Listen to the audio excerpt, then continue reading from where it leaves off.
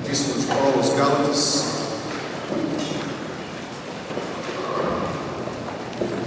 começaremos no capítulo 6,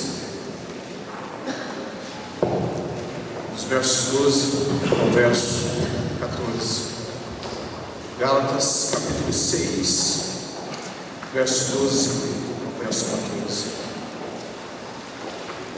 Neste que é o penúltimo sermão nessa série de Gálatas, para aqueles que um dia duvidaram, o fim está próximo. Gálatas capítulo 6, de 12 a 14. Todos os que querem mostrar boa aparência na carne, esses vos obrigam a circuncidar-vos, somente para não serem perseguidos por causa da cruz de Cristo.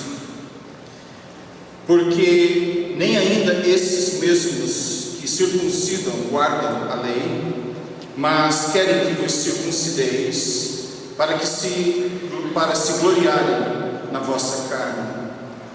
Mas longe esteja de mim gloriar-me, a não ser na cruz de nosso Senhor Jesus Cristo, pela qual o mundo está crucificado para mim e eu para o mundo. Senhor nosso Deus, nós pedimos que o Senhor abençoe a meditação nossa nesse momento, com base nesta porção da Tua Palavra Santa, que ela encontre espaço em nossas vidas, pelo poder do Teu Espírito, atue de maneira transformadora, tanto para a santificação daqueles que estão no caminho, quanto para a salvação daqueles que ainda precisam de Cristo como Senhor e Salvador de suas vidas. Tanto um quanto o outro necessitamos absolutamente de Ti. Se conosco, em nome de Jesus Cristo pedimos. Amém. Os queridos podem se sentar. Nós pensamos em ícones e falamos nessa geração sobre símbolos, especialmente sobre ícones. E nas nossas telas nós temos vários ícones, mas na tela da vida, na tela da alma, existe um ícone que precisa estar sempre aceso, sempre aparente, sempre brilhante e chamando nossa atenção para si mesmo. E este é o ícone da cruz. E a cruz de Cristo, eu quero pensar com os irmãos, amigos, nessa noite, sobre este ícone de vergonha, mas também instrumento de glória. Ele é, de um lado, o ícone de vergonha, mas ao mesmo tempo, este é o ícone que confirma a glória do crente em Cristo. E a título de introdução, eu gostaria de comentar isso, que no Antigo Testamento, uma pessoa um dia colocou a sua mente, o seu coração, a sua alma, o seu raciocínio, as suas emoções na missão de encontrar sentido de vida. E essa pessoa então olhou para o sol, na iluminação do dia, na iluminação da escuridão, e não encontrou muito sentido de vida nisso. Depois esta pessoa avança e ela diz: eu busquei sentido de vida em conhecimento, e na aplicação do conhecimento e a sabedoria. Vocês sabem que nem toda pessoa muito informada ela é sábia. Existe uma diferença entre obter conhecimento e ser sábio. As duas coisas não necessariamente andam de mãos juntas. Existem pessoas que possuem pouca informação, pouco conhecimento, mas são extremamente sábios. Essa pessoa então se colocou à disposição de obter conhecimento, mas chegou a uma conclusão: a vida não tem significado somente no conhecimento. Essa pessoa diz: não tem significado a vida no mero poder, na obtenção e no exercício de poder. Ele disse: eu tive escravos, eu construí, eu fiz e aconteci, e no exercício do poder eu não encontrei significado. Depois segue avante dizendo: nem no prazer eu encontrei significado. Se este fosse o caso, os hedonistas teriam vencido na história. E a vida prova que viver para o prazer de si mesmo não traz satisfação alguma. E ele diz: eu vivi uma vida de prazeres, eu tive luxo, acesso a mulheres, no plural,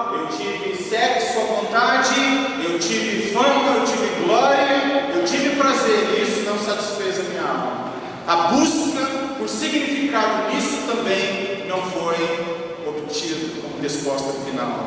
Tem uma medida de satisfação, mas não é a coisa final. Por incrível que pareça, ele diz: nem no tempo eu encontrei significado. Essa história de que o tempo cura tudo é bobagem. Você pode conhecer pessoas hoje que alimentaram ódio, rancor e mágoa em 50 anos, o tempo não apaga. Em algumas circunstâncias o tempo ajuda, mas fundamentalmente para esse homem, em sua busca, o tempo também não resolveu. Ele chegou à conclusão de que existe tempo para tudo, mas nem sempre o tempo somente resolve. É preciso mais para resolver o dilema da alma. O tempo sozinho não resolve muitas vezes, pode diminuir o impacto, mas não me traz soluções que alteram o meu presente e o meu futuro. Além disso, para surpresa nossa, ele diz: eu também não encontrei significado nos sofrimentos. Os estoicos que nos perdoem, mas também aqueles que acreditaram que a vida, filosofia da Grécia Antiga, que a vida tinha significado à medida que você passava por sofrimentos de maneira resoluta. Esse homem do Antigo Testamento diz: nem o sofrimento dá significado à vida. Fundamentalmente não. O sofrimento meramente pode ser apenas fonte de amargura e não de crescimento. Incrível essa busca, não é?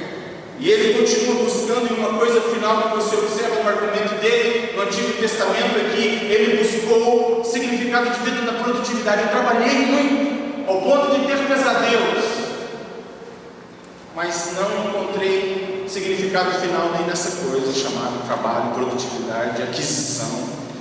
Uma porção significativa da comunidade europeia já está trabalhando hoje 70 horas por semana.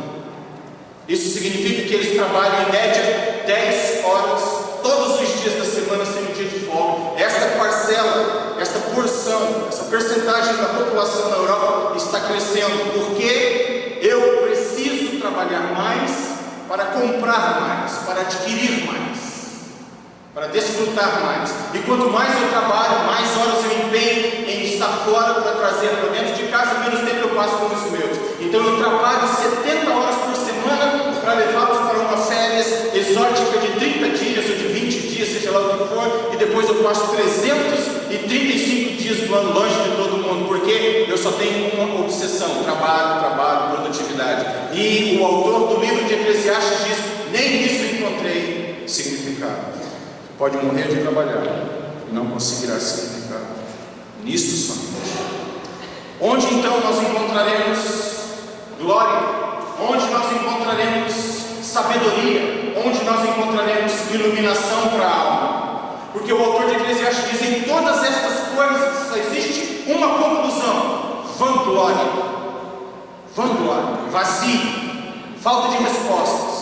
Somente a partir do capítulo 5 é que a resposta é dada. Então todas estas coisas que até o capítulo 4 não são instrumentos de significação, agora, com Deus na equação, passam a ser vistas pelo autor de Eclesiastes como algo que realmente encanta a alma. Aí sim, com Deus presente, com Deus na equação, a produtividade tem sentido. Aí sim, o sofrimento tem sentido, e o tempo também é usado de maneira produtiva, e os prazeres dessa vida são encorajados. Ele diz que não há nada melhor quando Deus está presente que desfrutar dos trabalhos das nossas mãos, o beber do vinho, o comer do pão, o fato da mesa estar abastecida. Isso é glória, isso é honra, e nós devemos desfrutar das duas coisas. Quando Deus entra na equação, a perspectiva muda no uso do poder e também no conhecimento e na iluminação da alma. Até o momento em que Deus está ausente, nada disso tem significado. A partir do momento em que Deus está na equação, tudo passa a ter significado. Não é esta a experiência da sua vida? Claro que é. Quando Cristo entra na equação, tudo passa a ter significado. Enquanto Cristo não entrar na existência e na equação da nossa vida, as coisas podem ter uma medida, mas não serão completamente cheias de significado. Somente Cristo pode dar o significado à existência humana. Mas se por um lado, no Antigo Testamento existiu essa pessoa em busca, no tempo do Novo Testamento, aquilo que em história se chama o tempo helenístico, o tempo em que o mundo, o Império Romano está no governo de de todas as coisas, mas influenciado pela cultura grega, existiam também pessoas à procura de satisfação. E os historiadores dizem que os gregos buscavam satisfação na sabedoria. Os hebreus buscavam satisfação na iluminação da alma, enquanto que os romanos buscavam sentido e satisfação de vida em glória. E agora eu quero chamar sua atenção para um texto muito importante do Novo Testamento em relação ao que eu estou falando. Por favor, abra sua Bíblia em 2 aos Coríntios, no capítulo 4.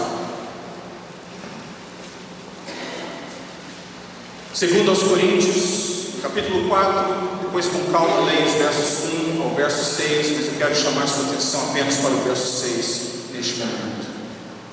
Os gregos buscam sabedoria, os judeus buscam iluminação, os romanos buscam glória. E para quem o apóstolo Paulo aponta, 2 aos Coríntios, capítulo 4, verso 6, a palavra de Deus diz: porque Deus, que disse que das trevas resplandece a luz, é quem resplandeceu em nossos corações para a iluminação do conhecimento da glória de Deus na face de Cristo. Em Cristo, Deus ofereceu ao mundo a satisfação em todas as categorias. Você quer conhecimento? Nele você obtém. Você quer iluminação? Nele você conseguirá. Você quer glória? Não em Império Romano, não em César, não em Roma, mas em Cristo. De novo, capítulo 4, verso 6. Porque Deus que disse que das trevas resplandecesse a luz, é quem resplandeceu em nossos corações para a iluminação do conhecimento da glória de Deus na face de Jesus Cristo. Só esse argumento em si é o suficiente para colocar o apóstolo Paulo no mundo antigo, cabeça e ombros acima da intelectualidade da época. Só este argumento é o suficiente para trazer séculos de história numa só sentença. E louvado seja Deus pela iluminação, pela criatividade, pela sabedoria, pelo conhecimento desses homens e a glória que Deus obteve através de um homem como este, o apóstolo Paulo. Mas vanglória, como diz o livro de Eclesiastes, e por definição nós chegaremos a esta conclusão, é a glorificação dos meios e não dos fins. E eu vou além, vanglória é a glorificação de fins que não acrescentam nada no final das coisas. Então, se você glorifica de maneira maquiavélica os meios ao invés dos fins, isso é vanglória, porque você pode se vangloriar em conhecimento sem obter sabedoria. O instrumento, o meio, não é o fim. E vanglória é fazer do meio um fim em si mesmo. Mas deixa eu dizer uma coisa: é vanglória igualmente quando você pega um fim e não obtém para a eternidade uma resposta completa. Pode até ser muito significativa para este lado da vida, mas não te acompanhará e te preparará para a eternidade. Preparará para a eternidade. Isto é vanglória. Tudo aquilo que é meio e passa a ser fim, ou aquilo que é fim e se torna uma obsessão, mas não me ajuda para a eternidade. Isso é vanglória. Vazio de vida deste lado da existência e para toda a eternidade. É você uma pessoa iluminada de sabedoria que experimenta a glória revelada de Deus na face de Cristo? Ou é você, como muitos ainda neste mundo, tateando no escuro, tentando encontrar significado e propósito? Somente em Cristo, Paulo diz, é possível isso. O Evangelho entra em sua vida, nós já vimos isso em Gálatas no capítulo 1, 2, 3. O Evangelho de Cristo vem e Ele é a fonte desta glória. Você quer experimentar glória, glorificação e um dia ser glorificado, precisa começar com o Evangelho. É o Evangelho, as boas novas de Cristo, que dispara este processo na vida de qualquer pecador, a saber, a experimentação da glória. Depois vem a cruz.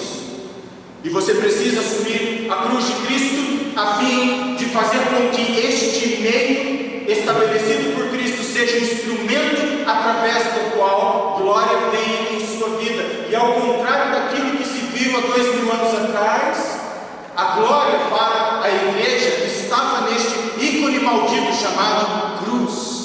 Aquilo que foi objeto de vergonha para tantos, para a igreja que pela ação do Espírito entendeu a salvação e a redenção do pecador na cruz do Calvário, viu nela o valor viu nela a eterna resposta para o dilema e as perguntas sem respostas da alma humana.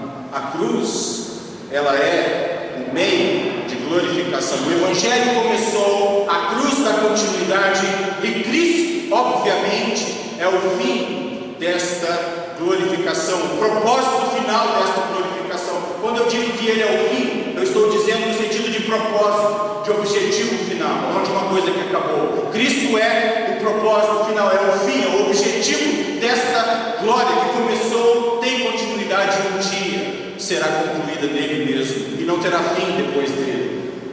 Paulo diz em Gálatas capítulo 6, de novo, verso 14: mas longe esteja de mim gloriar-me, a não ser na cruz de nosso Senhor Jesus Cristo, pela qual o mundo está crucificado para mim, e eu para o mundo. E glória é glória naquilo que já foi ultrapassado. Glória naquilo que já foi ultrapassado se torna, na verdade, vanglória. Aquilo que já foi colocado como retrógrado pela própria história e pela própria revelação de Deus, se tornou vanglória a partir do momento que ela foi, obviamente, ultrapassada. Pela graça de Deus e pela ação do Evangelho, certas coisas ficaram para trás. Paulo está argumentando desde o capítulo 1 de Gálatas: por que vocês estão voltando às coisas que já ficaram para trás? Elas foram úteis um dia, mas agora não são mais. Voltar para elas como meio de salvação não é glória, é vanglória.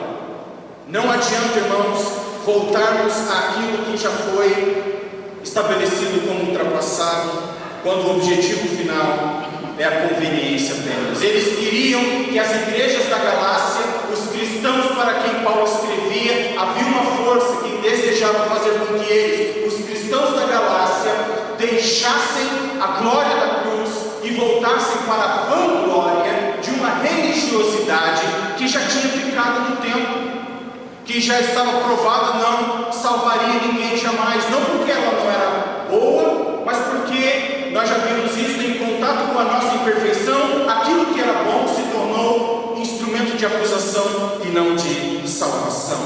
E Paulo diz: senhoras e senhores, vocês estão sendo induzidos a deixarem a glória da cruz, voltando para a vanglória de coisas ultrapassadas, por uma só questão: conveniência. E a conveniência é esta: para que vocês não sejam perseguidos. Nesta noite, meu querido amigo, a pergunta é esta, em primeiro lugar: está você sendo seduzido por alguma coisa que te leva para longe da cruz de Cristo, porque ficar próximo dela traz sofrimento? Se você está se afastando da cruz de Cristo por conveniência, eu gostaria de fazer um apelo para você: não desista. O Espírito te ajudará a suportar todas as pressões, porque se você abandonar a cruz hoje, em nome das perseguições, em nome do ostracismo, em nome da calúnia, em nome da difamação, em nome da oposição, você não obterá glória e honra na eternidade. Jesus colocou isso como cláusula e como condição para a salvação: aqueles que de mim se envergonharem, aqueles que me desonrarem deste lado da vida, serão desonrados para a eternidade. O contrário é verdadeiro: aqueles que me confessarem, aqueles que me honrarem diante dos homens deste lado da vida, estes serão honrados, estes serão glorificados, estes serão salvos. Não desista. Olha só o que Paulo diz em Gálatas 6, verso 12: todos os que querem mostrar boa aparência na carne, esses vos obrigam a circuncidar-vos, somente para não ser perseguidos por causa da cruz de Cristo. Eles estão oferecendo uma alternativa para a cruz, que no momento da alternativa parece ser a melhor opção, porque vergonha deixará de ser experimentada à medida que eu deixo a cruz e volto para outros rudimentos. Mas Paulo está dizendo: esta é uma grande tolice. Com o tempo, esta proposta cai por terra e você ficará sozinho. A cruz deve ser o instrumento de glorificação do começo ao fim. Em segundo lugar, glória naquilo que é incompleto em sua natureza e eficácia se torna vanglória na constatação, obviamente, de sua ineficácia.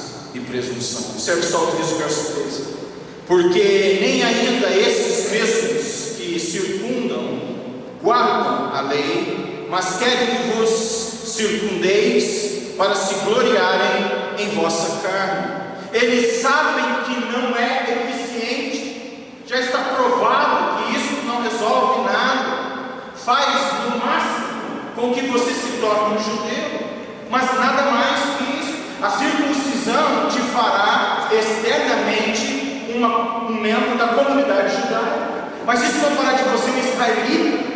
É o que diz Paulo em Romanos. Você pode ser um israelense hoje, se quiser, mas não será um israelita se quiser. É pela graça de Deus que você obedece, não por meio do Estado de Israel ou por meio da lei, mas pela fé em Cristo. Nós precisamos da ação do Espírito que regenera a alma para confiarmos nesta graça e assim obtermos glória após glória. Paulo está dizendo: eles querem que vocês confiem naquilo que já ficou provado na história ultrapassada, e eles querem que vocês deixem a cruz e passem a confiar naquilo que está provado é ineficaz, estabelecido como fora por Deus um dia, mas em contato com a nossa imperfeição, isto se torna eficaz. E Paulo está dizendo: vocês estão querendo voltar a estas coisas para a obtenção de salvação.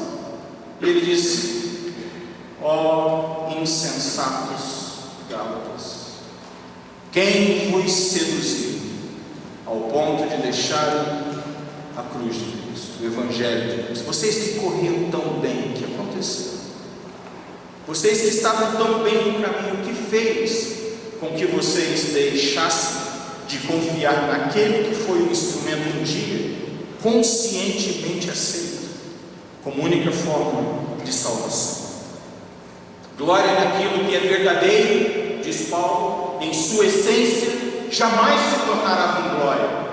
Glória naquilo que é verdadeiro jamais será vanglória, em função de sua coerência histórica. Verso 14, mais uma vez: mais longe esteja de mim o gloriar-me, a não ser na cruz de nosso Senhor Jesus Cristo, pela qual o mundo está crucificado para mim e eu para o mundo. E aqui, rapidamente, eu quero chamar sua atenção para algumas coisas que o apóstolo Paulo faz. A primeira delas é a demonstração de uma resolução de alma. E como nós precisamos dessa resolução todos os dias. Jesus Cristo disse o quê? Se alguém quer vir após mim, negue-se a si mesmo, tome cada dia a sua cruz e siga-me. Isto não é, senhoras e senhores, para os fracos de coração. Isto é para aqueles que são fortíssimos de alma, que têm convicção, porque cruz é sentença todos os dias. E ele está dizendo: eu não vou deixar de me vangloriar nisto que? A cruz de Cristo, todos os dias. Paulo diz: mas longe esteja de mim gloriar. Isto significa resolução de alma. Deus fez a parte dele, agora o apóstolo está fazendo a sua parte, assim como Deus fez a parte dele na sua vida, e agora você precisa encarar o fato e pegar a cruz todos os dias e seguir após Jesus. Resolução de alma. Em segundo lugar, esse verso aponta para mim uma questão de conduta. Mas longe esteja de mim gloriar-me, a não ser na cruz de Cristo. Eu vou me gloriar sim. Não é maravilhoso equilíbrio das Escrituras? O apóstolo Paulo, escrevendo aos Romanos capítulo 12, diz assim: ninguém pense de si mesmo mais do que convém, porém pense de si mesmo segundo a medida da fé que Deus lhe dá. Olha aqui o equilíbrio. Por um lado, nós não devemos ficar nos vangloriando, pensando de nós mesmos mais do que de fato somos. Mas na medida que eu leio este verso, já me coloco no precipício para aquela alta, baixa estima, miserável, a própria palavra me resgata.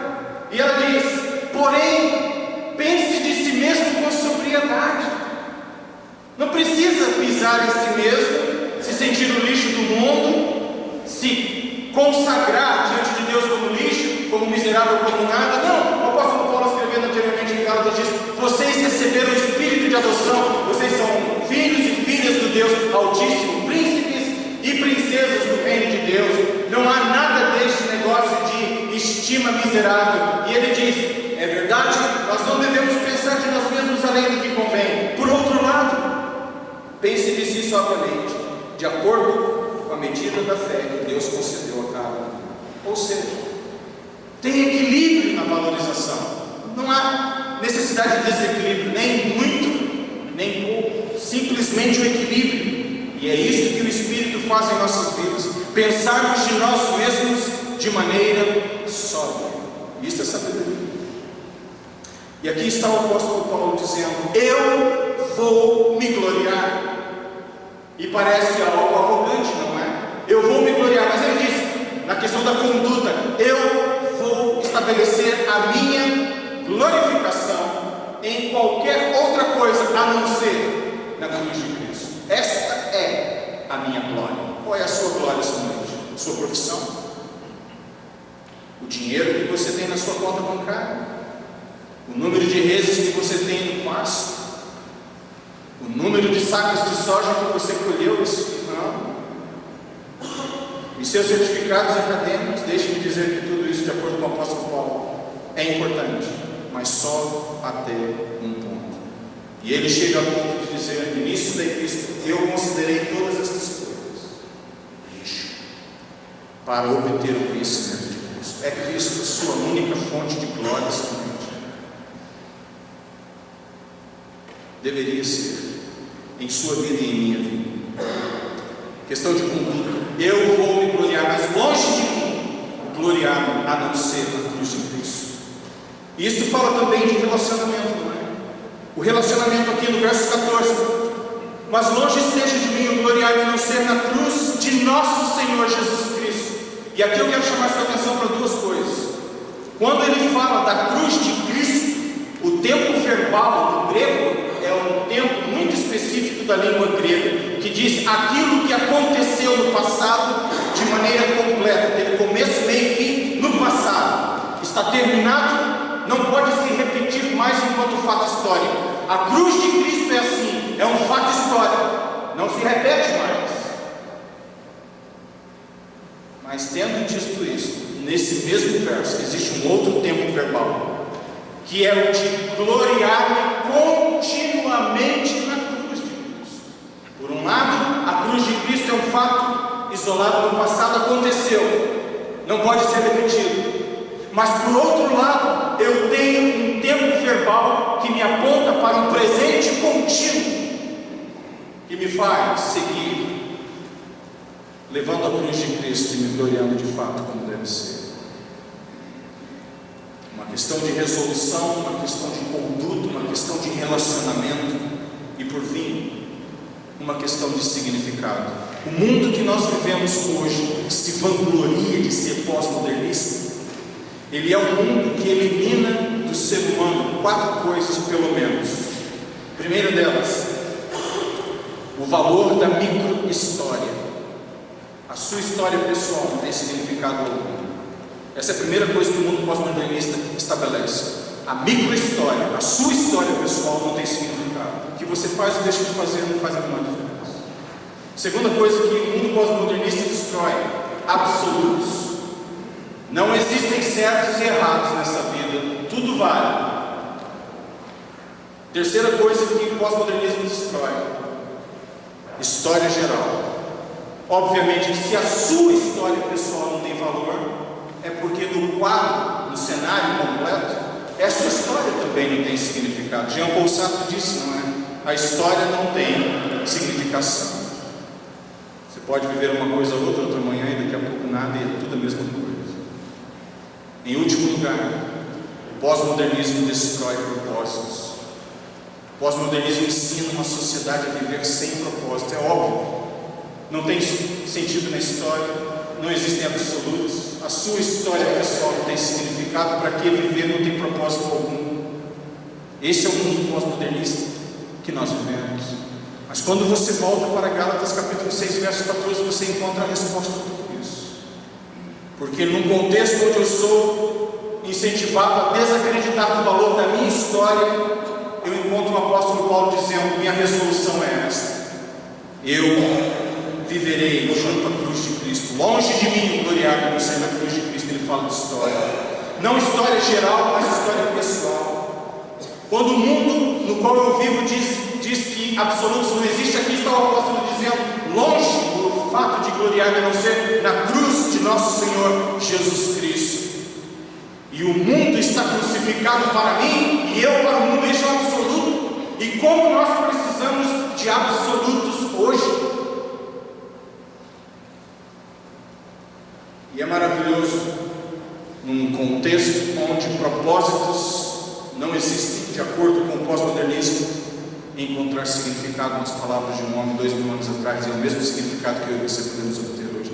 Mas longe de mim esteja o gloriar-me, a não ser na cruz de nosso Senhor Jesus Cristo, pelo qual o mundo está crucificado para mim e eu para o mundo. Sabe o que significa? Propósito. Eu sei onde estou e sei onde quero chegar. Meu desejo é que você responda: eu sei onde estou e sei onde quero chegar em Cristo, desse lado da vida. Mas igualmente eu gostaria que você saísse daqui nessa noite respondendo positivamente: eu sei onde estou e sei onde chegarei para a eternidade em Cristo Jesus. Que Ele seja a sua fonte de iluminação, que Ele seja a sua fonte de sabedoria e que Ele seja a sua fonte de glória. E que longe de nós esteja a atitude de nos gloriarmos, a não ser na cruz de Cristo, através da qual o mundo para nós morreu e nós também morremos para Ele. Que para este mesmo fim o Senhor nos ajude. Amém. Oremos. Senhor nosso Deus e Pai, tudo aquilo que é vanglória, tudo aquilo que se apresenta em minha existência, na existência dos meus irmãos e amigos, que usurpam, que roubam a glória do Senhor, que possam ser removidos agora em nome de Cristo, a fim de que estejamos livres para carregarmos apenas a cruz de Cristo. A tua palavra diz que seus mandamentos não são pesados, a cruz não será impossível. Tua palavra diz que, vindo as pressões, as tentações, o Senhor nos daria com elas a válvula de escape.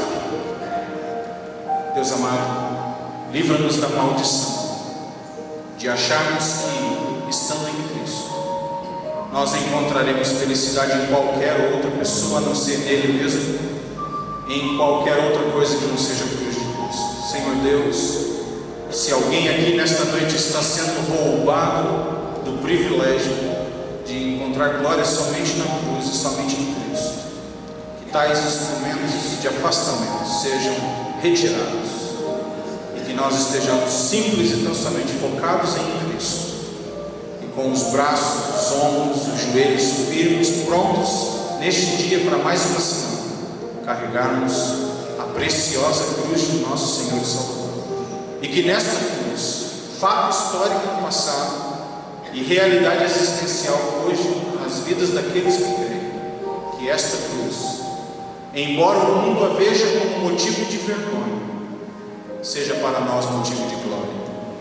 E que ao carregá-la, Deus, olhemos única e exclusivamente para aquele que está sentado à tua destra, que reina e vive eternamente, Jesus Cristo.